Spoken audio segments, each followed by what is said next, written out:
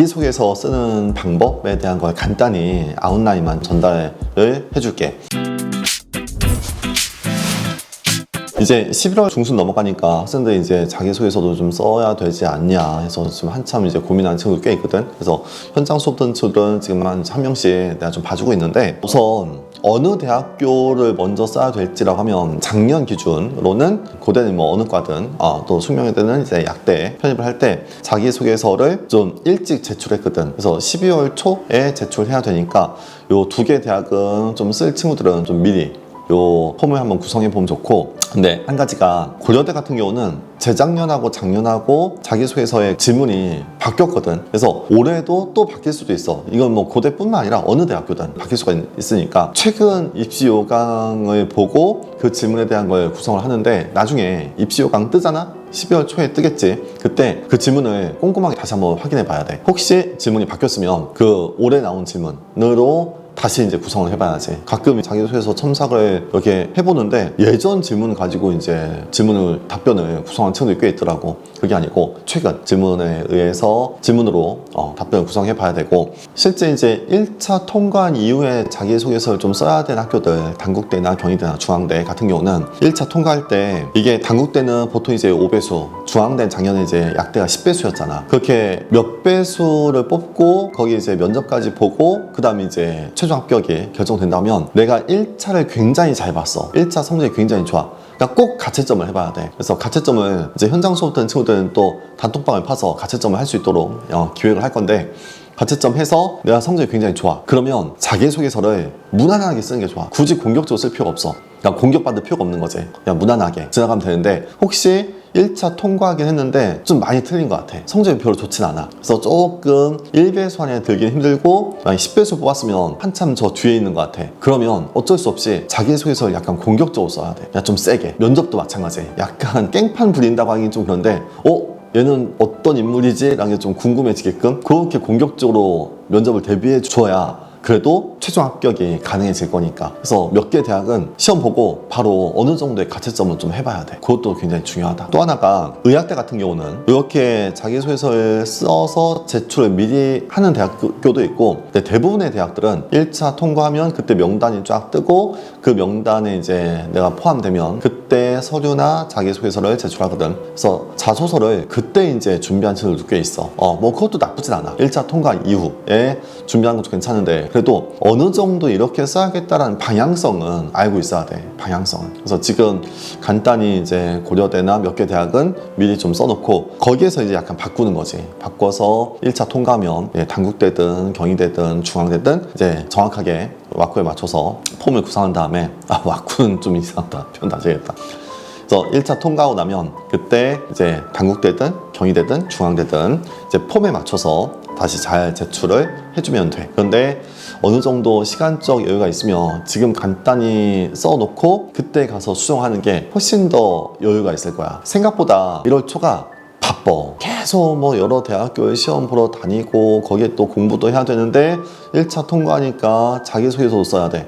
그러면 하루하루가 너무 바빠. 그러다 보면 이제 글이 이쁘게 안 나와. 그냥 막 주먹구구식으로 대충 칸만 채우고 그러고 제출해 버리거든. 그러지 말고 작년의 폼을 확인한 다음에 이런 질문은 이 정도로 써야겠다는 걸 대충이라도 한번 기획을 하고, 그러고 이제 1차 통과하면 다시 수정하는 걸로, 그런 게 좋을 거야. 그래서 한번 생각해 보고, 그다음 가장 많이 질문하는 게 지원 동기잖아. 지원 동기 쓸 때 크게 두 가지 유형이 있는 것 같아. 그러니까 예를 들어서 약대 편입을 하는 친구들의 지원 동기가 예전부터 약대에 가고 싶었는데 여러 가지 이유로 약대를 못 갔고, 근데 편입이라는 제도가 나한테 잘 맞아서 편입을 계속 이제 꿈꿔왔고, 그래서 편입을 하게 되었다. 그렇게 흘러가는 방향도 있어. 예전부터 어렸을 때부터 약대가 가고 싶었는데 여러 가지로 못 갔다. 근데 이런 방향으로 쓴다면 결국에 이제 대학 입시 때 실력이 부족해서 못 갔다 라고 어필될 수 있거든. 그게 싫으면은 이제 두 번째 방법은 우선 대학교를 간 거지. 생물학과든 화학과든 어떤 공대든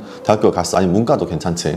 대학교를 갔는데 대학을 다니다 보니까 약대가 가고 싶어진 거야. 그럼 이제 갑자기 약대가 가고 싶어졌던 어떤 사건이 있어야 돼. 그 사건이 정확한 동기가 돼야 되고, 그 사건을 표현하면서 내가 이래서 약대를 편입으로 하게 되었다. 그렇게 흘러가는 방향도 있고. 그래서 둘 중에 뭐가 더 좋다, 나쁘다 그런 건 없어. 근데 정확하게 그 동기가 명확하게 느껴지면 돼. 내가 이래서 약대를 또는 의대를 지원하게 되었다 라는 식으로 어필되면 되고, 가끔 그런 건 좋아. 예전부터 약대를 가고 싶었는데 대학 입시에서 좀 안 됐어. 근데 편입이라는 제도로 약대를 다시 가고 싶어서 1학년 때부터 계속 학점 관리하고 영어 관리하고 이런저런 스펙을 쌓았다. 그런 기록이 있으면 예전부터 약대 가고 싶었는데 그래서 대학 오자마자 준비를 해왔다라는 거지. 근데 학점이 썩 그래 좋진 않아. 그래도 뭐 최근에 이제 이것저것 준비해 놓은 건 있고, 그러면은 처음에 이제 약대 갈 생각이 없었는데 내 대학 다니다 보니까 약대 가고 싶어진 거야. 그렇게 해서 이제 방향성을 구성한 것도 괜찮다 라는 거고, 학교마다 좀 다르긴 한데 어떤 학교에서는 약사 또는 의사 아니면 그 수의사다 아니면 그 치과의사 그 자질, 재능이 뭐냐, 그래서 나한테는 이런 형태의 재능이 있다, 나는 이런 형태의 자질을 갖고 있다, 그걸 이제 어필해야 되는 그런 질문이 있어. 특히 이제 단국대가 뭐 치과의사로서의 재능을 쓰라는 게 있거든. 그때 이제 뭘 써야 될지 굉장히 좀 어려워하는 친구들이 많아. 이걸 그 재능이 엄청나게 대단한 게 아니어도 돼. 그냥 표현만 잘하면 되거든. 그러니까 소재가 중요한 게 아니고 소재는 뭐든 상관없어. 가끔 나한테 와서 첨삭을 요구하는 친구들 보면 요게 좋아요, 이게 좋아요, 이게 좋아요, 뭐든 상관없어. 그 소재를 어떻게 어필하는지가 중요한 거야. 소재가 굉장히 대단해야 되고 소재가 엄청 뭐 큰 게 있어야 되나, 그게 아니고 이걸 어떻게 이제 어필하는지, 그게 중요하거든. 근데 보통 무난하게 쓰는 친구들은 가장 많이 쓰는 게 대인관계인 것 같아. 대인관계가 좋고 환자를 잘 케어할 수 있고 나는 그런 소통을 할 수 있는 능력이 있다. 그거에 대한 어떤 사건이 있었는지 아니면 내가 이걸 좀 잘 어필할 수 있는 일이 있었는지, 그걸 이제 있으면은 그것도 괜찮고, 또는 의사 쪽은 손재주도 많이 써. 나한테 이런 형태의 손재주가 있다, 손재주가 좋은 게 좋은 뭐 자질이어야 되는 것 같다, 그것도 나쁘지 않고. 근데 역시 이제 좀 무난하지. 그리고 또 많이 쓰는 게 난 성실하다. 뭔가 긴 공부를 오랫동안 꾸준히 해야 되는 건데 나는 그런 성실성을 갖고 있다. 그럼 역시 내가 성실하다는 걸 보여줄 수 있는 그런 게 있으면 써도 괜찮고. 근데 가끔 나는 이제 굉장히 성실하다 했는데 학점은 별로 안 좋아. 그럼 이제 좀 안 맞거든. 원래 이제 굉장히 성실하면 이것저것 꼼꼼하게 챙겨야 되고 좀 꾸준하게 뭔가 준비했어야 되고 예전부터 뭔가 이게 차곡차곡 쌓여져 있는 그런 게 좀 있으면 성실하다라는 게 괜찮은데, 그게 아니면은 조금 이제 어려울 수 있고. 뭐 이거는 그냥 내 생각인데 머리 좋은 친구들보다는 약간 성실한 친구들 훨씬 더 좋아하는 것 같아, 교수님들이. 어차피 지금 만약에 어느 대학 의대야, 머리 좋은 애들 이미 많아. 지금 수업 듣고 있는 친구들이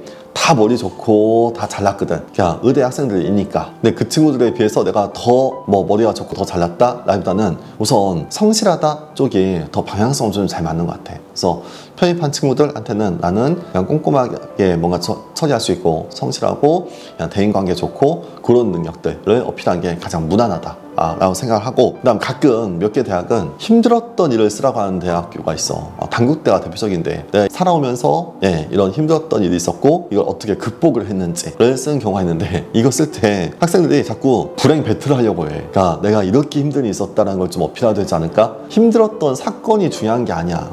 진짜 이게 좀 유치하거나 뭐 이게 힘들었다고? 그럴 수도 있어. 한 20 몇 년 살아오면서 크게 뭐 인생에 어떤 굴곡이 없을 수도 있잖아. 그러면 그냥 이게 전부일 수도 있는데, 근데 그거를 어떻게 극복했는지가 중요한 거야. 힘들었던 사건이 진짜 많이 힘들었겠다, 그게 중요한 게 아니고, 그게 뭐 진짜 유치하고 어이없는 일이어도 그거를 내가 어떻게 극복했는지, 그걸 내가 주도적으로 약간 능동적으로 해서 이걸 쭉 내가 기획을 하고 계획을 잡아서 이렇게 극복을 해 나갔다라는 어필할 수 있는 게 있으면 그게 중요한 거야. 그래서 뭔가 어떤 힘든 일이 공부할 때도 그렇고 아니면 이제 일에서도 그렇고 닥쳤을 때 이걸 내가 이렇게 극복할 수 있는 능력이 있다, 그걸 어필하는 게 중요한 거니까, 그 힘들었던 일에 대한 정도가 너무 유치하다, 그런 거에 대해서 너무 또 이런 거 써도 돼요? 라고 생각하지 말고 그거를 어떻게 극복해 나갔는지 그걸 이제 잘 어필하면 되는 거야. 자, 그리고 어쨌든 자기소개서 쓸 때 아예 뭐 어떻게 시작해야 될지도 모르겠다 싶으면 강의를 봐야 돼. 나는 이제 올해는 자기소개서 관련된 특강 같은 건 없지만 다른 선생님들 이런저런 강의 많이 있잖아. 그래서 그 강의를 보고 이런 식으로 쓰는 거구나 라는 걸 좀 찾아봐야 되고, 어느 정도 공부를 해야 돼. 그래서 생물, 화학, 뭐 아직 영어 공부한 친구도 있을 거고, 지필 공부 말고 자기소개서도 어느 정도의 시간을 투자해야 되니까 그 시간을 약간 빼놓고 뭐 이런저런 유튜브나 아니면 어떤 책이나 그런 걸 찾아보는 것도 괜찮고, 아니면은 어떤 강의를 보면서 방향성을 잡는 것도 괜찮아. 그리고 나 같은 경우는 어느 정도 초안이 잡힌 현장 수업 듣는 친구들은 첨삭을 쭉 해주고 있거든. 그래서 그래서 내가 아예 처음부터 내가 써준 건 아니고 그래서 다 써가지고 오면은 아 이건 좀 방향이 안 맞다, 아 이거는 괜찮다, 그 정도 좀 봐주고 있거든. 그래서 혹시 그런 게 필요하면 현장 수업으로 등록해서 오면 괜찮을 것 같고, 나중에 특히 직전 특강 할 때 그래서 고려대 직전 특강이나 뭐 경희대나 단국대나 중앙대 그런 1차 통과한 이후에 자소서를 좀 제출해야 되는 학교들은 직전 특강을 현장 수업 들은 친구들은 내가 또 다 봐줄 거야. 특히 면접 시뮬레이션도 좀 해줄 거고. 그래서 혹시 시간적 여유가 있고 거리가 좀 괜찮으면 현장 등록을 해서 오고, 그래서 1차 통과하면 그 이후에 나하고 같이 면접 시뮬레이션도 하고 자소서의 방향도 같이 한번 기획해 주면 좋겠다.